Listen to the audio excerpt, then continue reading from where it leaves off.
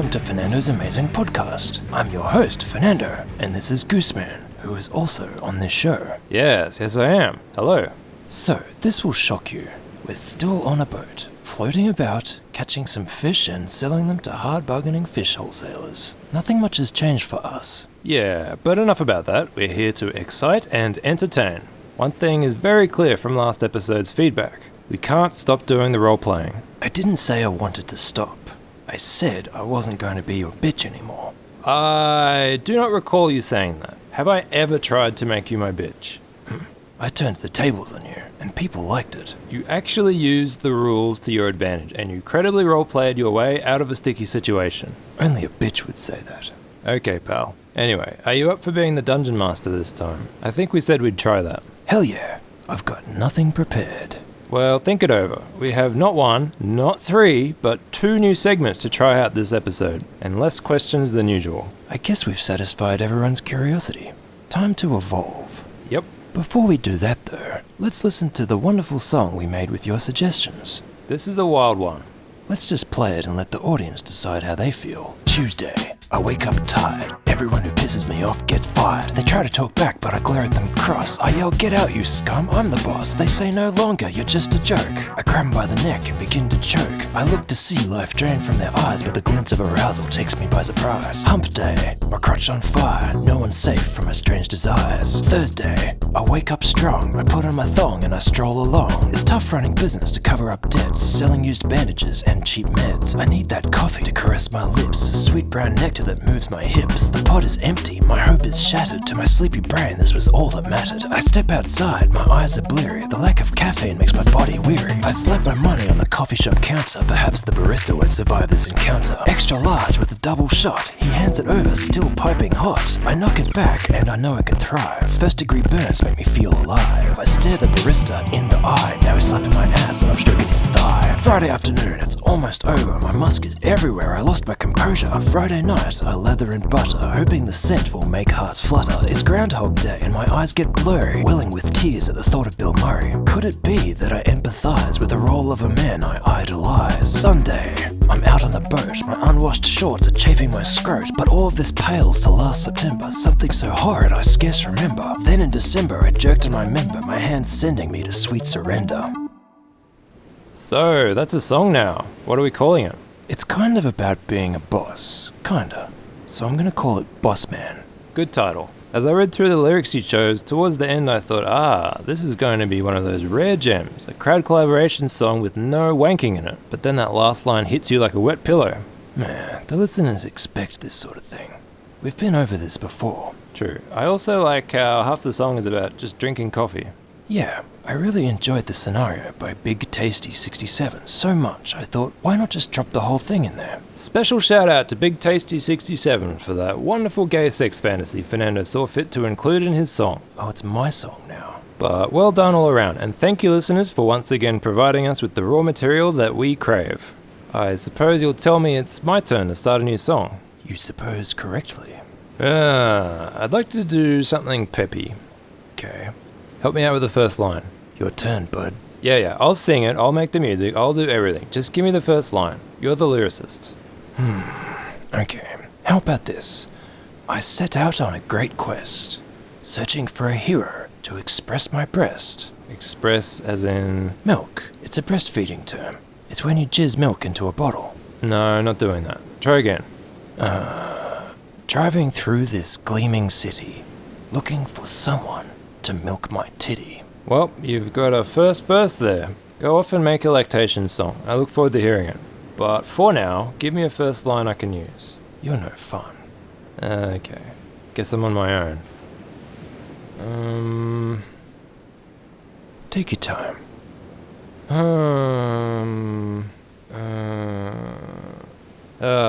God damn it. I set out on a great quest, searching for a hero to express my breast. I'm driving through this gleaming city, looking for someone to milk my titty. That's shaping up nicely. Yeah. Alright. So, listeners, please contribute a writing couplet to Gooseman's tasteful song about a subject that is often taboo in our sour and repressed society. Male lactation. Next time it's my turn, I'm going to come prepared. Sure you will. So, let's answer the questions. No!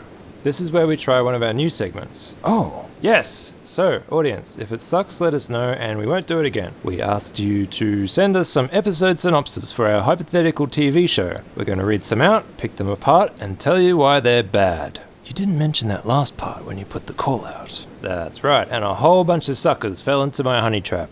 This first one comes from Ethery. An alarmed Gooseman tries to find out who stole his secret stash of gold-infused coke. Meanwhile, Fernando infiltrates the chapter house of Glycon and skullfucks a high priest. Ah well, can't see myself doing that. What's my motivation? Surely I'd want to avoid the chapter house at all costs. Only freaks join the cult of Glycon. And skullfucking? That's a little coarse for my tastes. I'm not sure about this gold-infused coke either. It's a bit bling for me. I'd sell that to one of the finance boys at Tony's and buy some normal coke. Well, maybe that was your plan, but someone stole it. My character's plan, perhaps. Obviously, I have never dealt in any illicit substances. I obey all the laws. Sure. This one is from Myst ZER0. This time, in Squid and the Goose, tension runs deep as Fernando has the lesson that he can't run his crack and yogurt empire and make time for his friends and loved ones, while Gooseman must come to terms that he can't replace Fernando and must struggle between retaining his pride and admit the mistakes he has done. Will the duo come back together? Too long. Also, is my name Squid in this? I think there's some good themes in here. It seems that you've left our business to start your own. Yeah, and I'm selling crack. You were selling coke in the last one. Our listeners think we're pushers. When have I ever sold drugs? Sure, I've helped a few friends out, but that just makes me a good person. Not just crack, you were selling yogurt too. I wouldn't go into food distribution. The margins are too low. Hey, it's a show, your character might. Maybe you import generic yogurt and slap your name and face on it. I've even thought of doing that. Exactly. It's something you would do, not me. It doesn't say, but it seems I push you away by making mistakes. Perhaps I even replace you with an inferior talent. That sounds like a good story to me. Yeah, it does. Maybe the new guy is pretty good, but he has a quirk you can't stand. Like, he squeezes all of your fruit. So you're succeeding on your own, and I, suffering from scurvy because my fruit's all busted, have to work to get you back. Change the crack and yogurt empire to something you'd actually do, like sell Amway, or get lost in Chinatown, and it works. Yeah, I can see it now. It's a standard rom-com frame, but substitute rom for business partnership. This one is from 2009 Bandman. What was music like in 2009? You'd have to ask this guy. My recollection is that it was terrible, but slightly better than it is now. Anyway, Randy discovers a growing cult on Pleasure Island and finds out their goal is to start the apocalypse by torching the walrus pit. Oh dear. Randy calls in a favor from Gimp Mountain and leads an army of BDSM boys to defend the magnificent beasts. That's pretty good, but 2009 Bandman forgot the main characters. Maybe it's after our show is so ragingly successful that Randy gets her own spin-off show. I wonder if Randy could carry a show on her own. With a good supporting cast, I think she could do it. Maybe she'd let me do a cameo. Give her the old Fernando bump.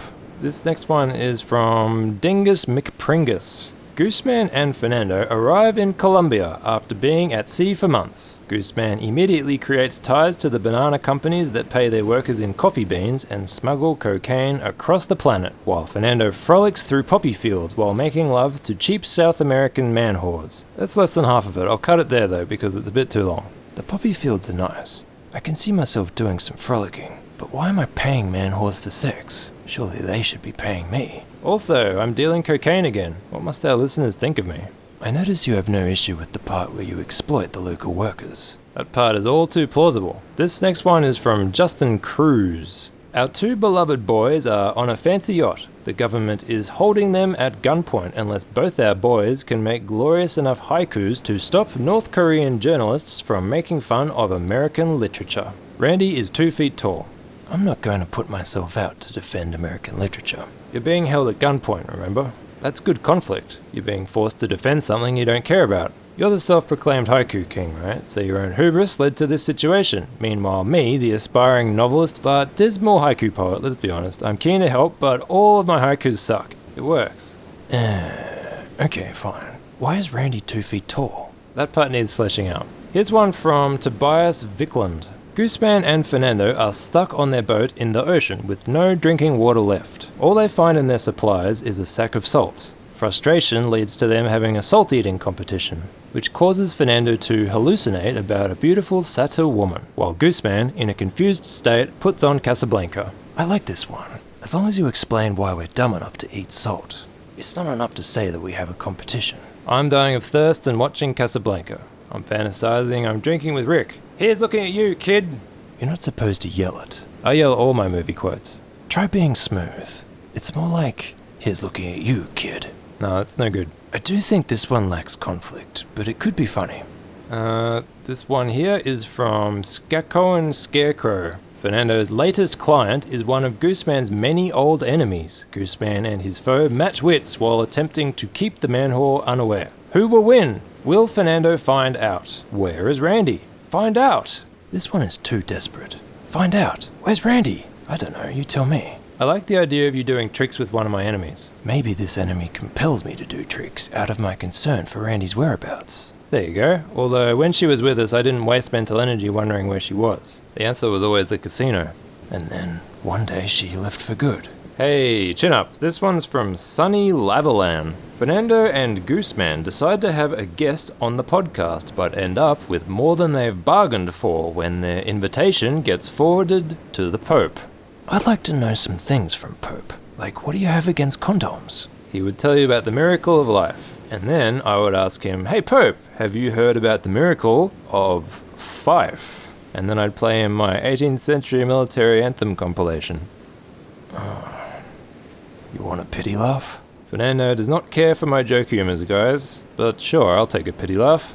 Well, tough. Not every joke hits it, just gotta keep trying. This one is from everyone's favorite username to pronounce, Shmaloiva Shmaleed. Want to try that again? Yeah, Shmaloiva Shmaleed. Shmaleed. Fernando reveals his deep hatred for seagulls and assembles an army of goats to wage war on them. Gooseman, an unexpected ally of the seagulls, helps to defend them from an enraged Fernando and his army of goats. Randy chooses to stay neutral, not caring about the situation at all. An army of goats. I can soothe and influence the path of 3 goats, tops. And I like seagulls.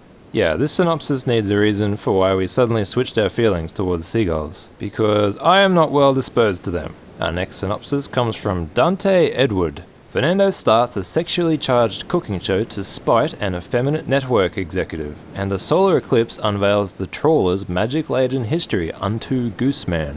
You know, I'm a half-decent cook, but I guess this is fiction. My character could be a brilliant chef. The cooks in the cooking shows are all actors, none of them can actually cook. Also, you are not a spiteful man at all, so your motivations would need to be really well written. I like the magic trawler storyline though.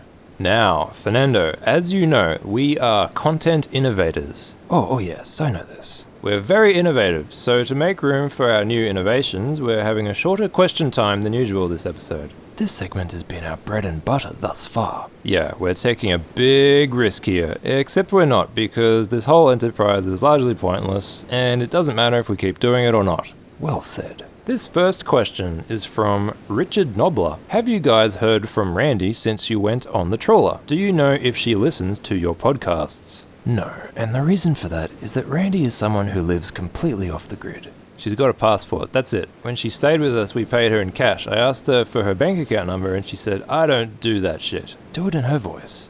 Oh, impressions. Okay, hang on. I don't do that shit. Whoa, that's uncanny. That's harsh on the throat. So anyway, I know the resort has a satellite internet connection because Vera sends me emails, but I don't think anyone else on the island does. I doubt Randy uses the internet. Long story short, we can totally defame her on this podcast and she won't know. And no, we haven't heard from her. I know where she is, plus or minus a few degrees on the map, and I'm here for her if she needs me. I know we will meet again.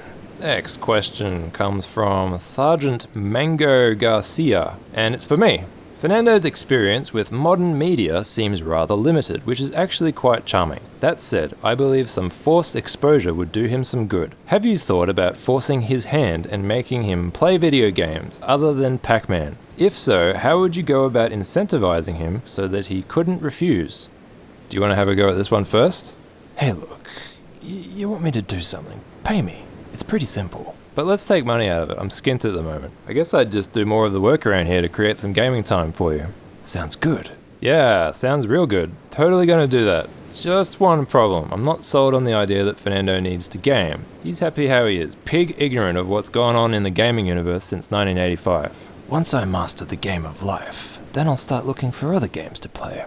I know people make money on the internet playing games. I assume they are actually good at them. I don't think watching some dude in his 30s fumble his way around a controller would be good viewing. Here's a slice of life question from Bottom Text. What is the internet connection like out there in international waters? How long does it take to upload one of your podcasts on average? It sucks. We've got satellite connection. It dips in and out. I just leave these things uploading in the wheelhouse for days. And now for the question of the hour that everyone wants to know from Mad11.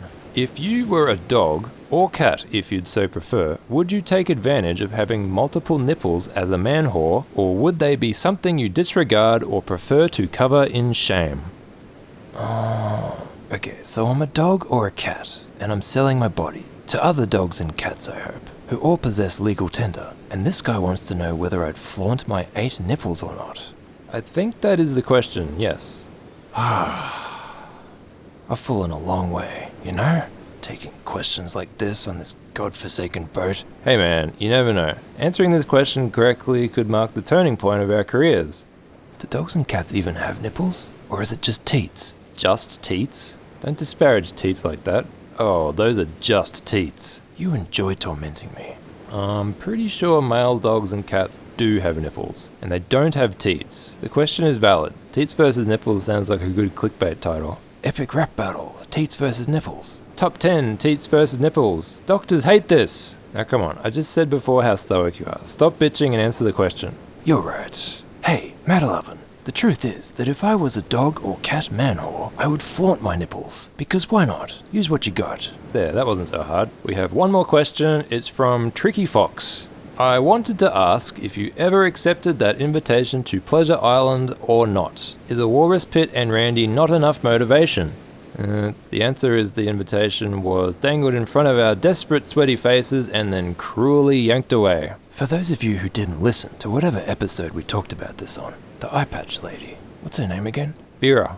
Vera asked us if we would come to Pleasure Island if they gave us free tickets on their death trap air carrier Pleasure Airways. Honestly, I think we dodged a bullet. She just needed to get the Pleasure Council to rubber stamp the expense, but they voted against us. We have too many enemies on the council. Yeah, we got a few, but I think there's also a few cheapskates on the council, and they tipped the scales against us. Personally, I think it was an assassination attempt. So failing to offer us free tickets was an attempt on our life? No, Vera wants us dead. Maybe we have more friends on the council than we realized. Vera does not want us dead. She wants to put us to work in the resort so we stop podcasting. She is hardly alone in desiring that. Well, I think Vera is overlooking all the free publicity we're giving the island and focusing on the slight risk that we might give out the coordinates to where the dead tourists are buried, which I have memorized and written down. Why are you threatening Vera? I thought you wanted to go to Pleasure Island. I'm not threatening Vera, I'm threatening the council. Give us free tickets! This guy just wants his free stuff. Or pay us for the promotional work we're doing over here. That'd be cool too. I think I'd make a good travel ambassador. Sounds too much like real work. Oh, and plundering the sea of fish isn't? Hey, let's move on to our other new segment, which is sure to be amazing and haunting in its beauty. Wow, this episode is zesty and fresh. So much content innovation. Hell yeah! Do you remember what our new segment is? Haunting and beautiful. Oh, the haikus. That's right, and I've got one you're gonna love here, Fernando. Time will tell. It's by Mirthic. No hate for Moancore, rather love for this new song. A new intro dawns? Oh, no he didn't. Mirthic is of course referring to the podcast song from the last episode. Now before you say something like, it's too long, I've made a cut of it that could work. You've wasted your time. Here we go, just imagine this beauty at the start of our podcasts. Hey man, have you had a chance to listen to my podcast yet? Two dudes on an aimless quest, braving troughs both fast and wet. Sensual passion sheltered in the internet. Sure, it works, but is it better than what we have already? My thoughts, no. Maybe we can alternate. Nope. No crabs for you. and no crabs for Murthic. I'm gonna step away from this one. Wait for you to cool off and then gently apply insistent pressure. You do that. Actually, no, don't do that. This next one is by E.G. John. Dice with 20 sides. Gooseman's scenario spoiled. Chastity belt soiled. I like that one. 3 crabs. Out of how many? 5 crabs. Why not just use the more well-known star rating system? Because stars look like little crabs. No, not really. How about the starfish? Why not use the starfish if you insist on a marine rating system? I'm not insisting on a marine rating system. I'm insisting on a crab rating system. Alright, this one is by Amon Gibbon. Blood everywhere now. Genevieve silently weeps. Her daddy's brain minced. I like line 2, but no, only 2 crabs for this one. I don't recall that the priest I skull-fucked was Genevieve's father. No one's ever called you daddy before? Only weirdos on Twitter. This is from Zach C. Sensual man whore. You wax my belly with songs. Erotically charged. Okay, we're back on track. Again, I like line 2 a lot. I feel like there's energy left over that a different third line might have exploited better. 3 crabs. You're marking hard. I'd like to hear a 5 crab haiku. I'll just refer you to my efforts from the last episode. This one's by Dynamics. Song lyrics are hard. I do want to contribute. I have no ideas. I actually like this one a lot. It conveys 3 different thoughts that combine well to describe how Dynamics is feeling. This is a 4 crab haiku. Yeah, I like it too. This is from Rufus Daman. Island of Pleasures. Looking for salvation. Where's the walrus pit? Oh, this one's pretty good, and it's true, the walrus pit is kinda hard to find. Oh yeah, half of the islanders don't even know where it is. That's why it's hard. Ask the wrong person and they'll give you directions, but it'll be to a random patch of sand. Ask the very wrong person and you'll find yourself visiting a jungle sex dungeon. 1.5 crabs. Whoa, that's low. The second line has 6 syllables, not 7. Oh, okay. So you do half crabs. Why not? You rip crabs open to eat them. It works. Sure, this one's by Paul Lols 22. Take the time you need. Let the man whore's wisdom flow. Please don't end this show. 4 crabs, very strong. Okay guys, stroke Fernando's ego and you get an extra crab. That's what I'm saying. I'm as unbiased as I need to be. This is by Jam Nawaz. Covered in Weet-Bix. My body floats as Yakult. Laps my fat titties. Oh, 1 crab. Harsh. Well, I don't get it. Oh what, you have to get poetry now? Weet-Bix is like logs of wheat. You put milk on it. Yakult is that weird yogurt full of bacteria. And the fat titties? I'd like to know that too. But there is some nice imagery here. Someone floating in a sea of yogurt covered in logs of wheat. Well, I'm not budging. 1 crab. Brutal. This is from the Fire Aster. Pooping in the pool. Watching children play with it. Crying tears of joy. Oh, that's strong. It is. A complete story. Great finish. 4.5 crabs. Ah, so you reserve 5 crabs for the unattainably brilliant and your own work. Meh. This is from WM53 and it's called Randy. 5 o'clock shadow. Covers curves of her body.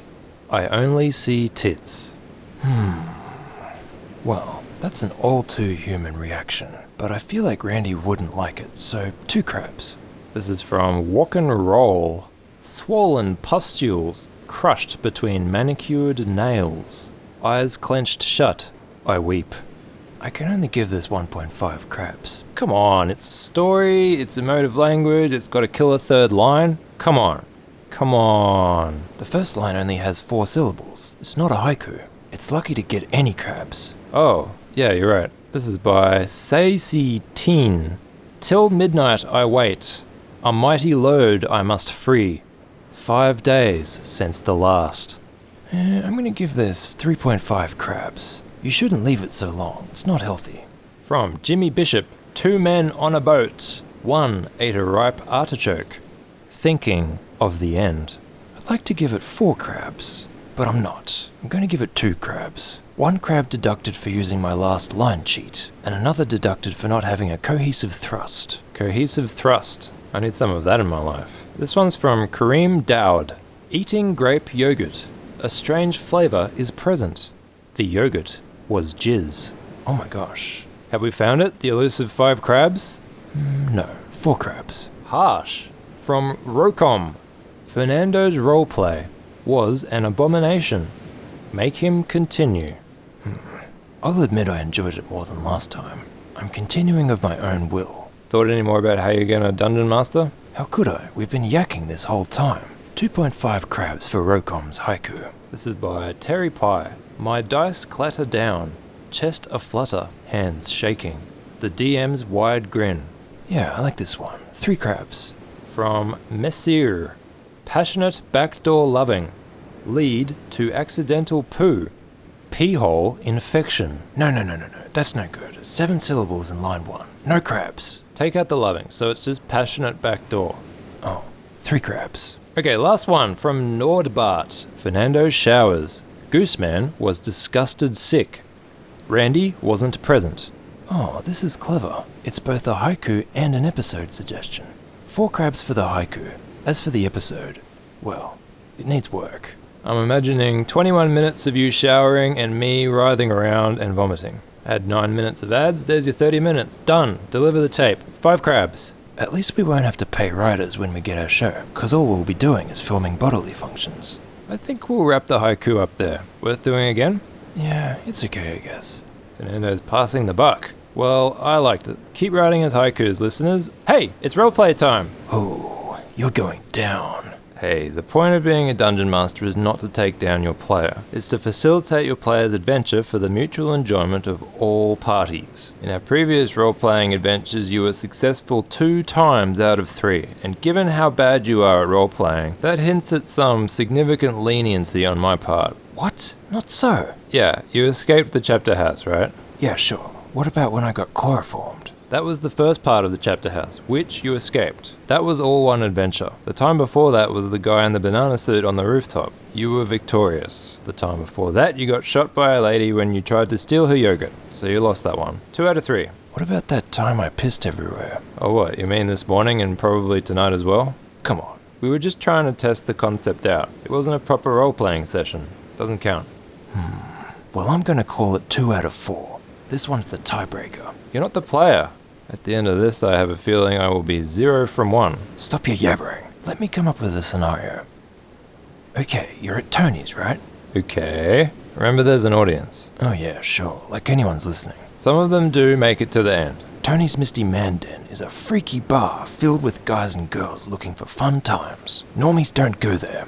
Gooseman is knocking back a whiskey sour when he is approached by a man. What does he look like? He's shabbily dressed, like he doesn't care about what people think of him. And sadly for him, he's right. He's wearing faded tennis shoes that have seen 1 million steps. His hair is unwashed and unruly. Sounds like a dynamic guy. His tie is bright orange except for some white patches. It's pretty obvious what they are. He's wearing cheap-looking aviators even though it's 11 p.m. Ah, you son of a bitch. I meant the man that approaches Gooseman, not Gooseman. The man that approaches Gooseman is tall. He's got a nice suit. He's wearing blue-tinted spectacles. He's got little diamond studs attached to his skull. Could be piercings. Could be glued on. Slight limp.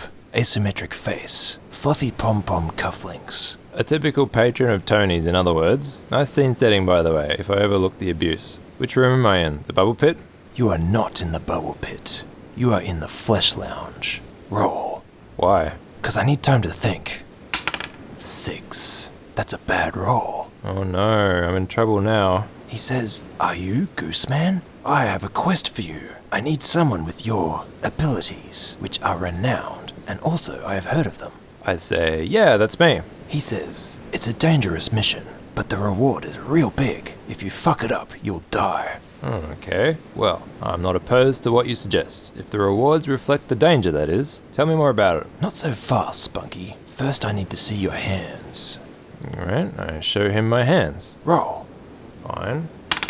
16. He feels your hands. He touches them. He smells them. He traces your lifeline. He releases them. He says, "You have nice hands." Thanks, I've always thought that, but no one ever compliments me on them. "Until now," he says. "You could be a hand model, but I doubt you will be, because that's not really a thing. Perhaps in the future there will be more jobs for hand models, but tonight I have other things in mind for you."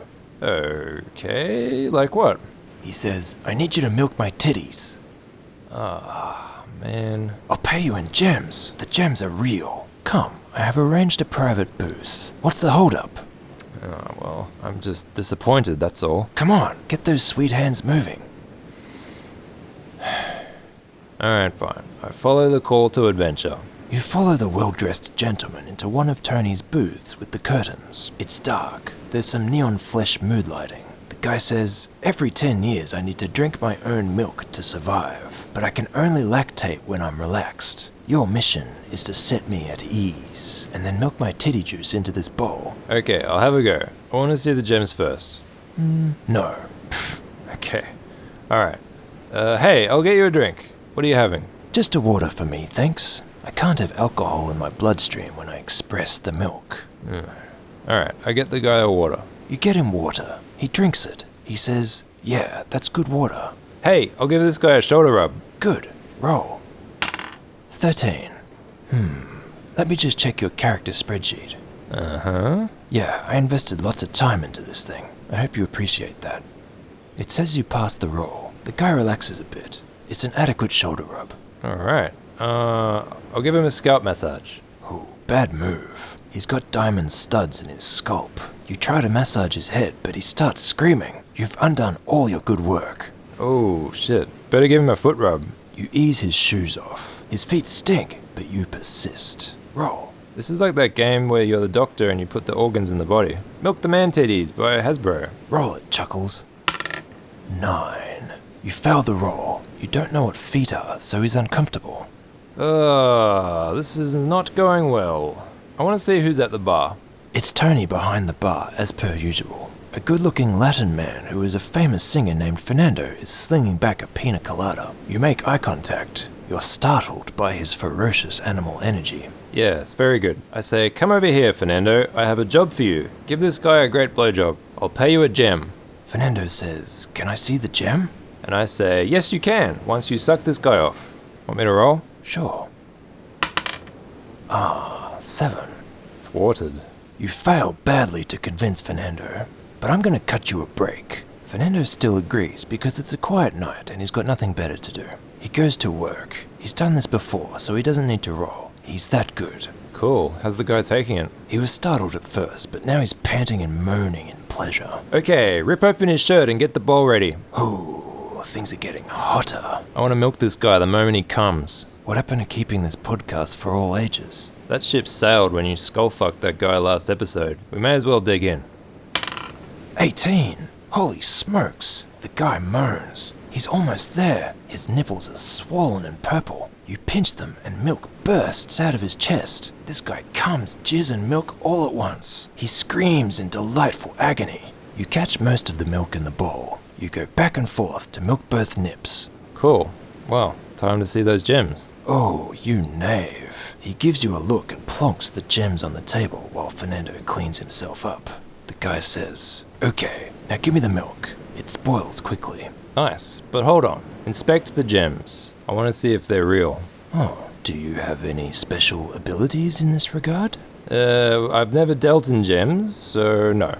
Well, roll it up anyway. I know what all the rolls mean. 5. You can't tell if they're real. Okay, I guess I better hand over that milk.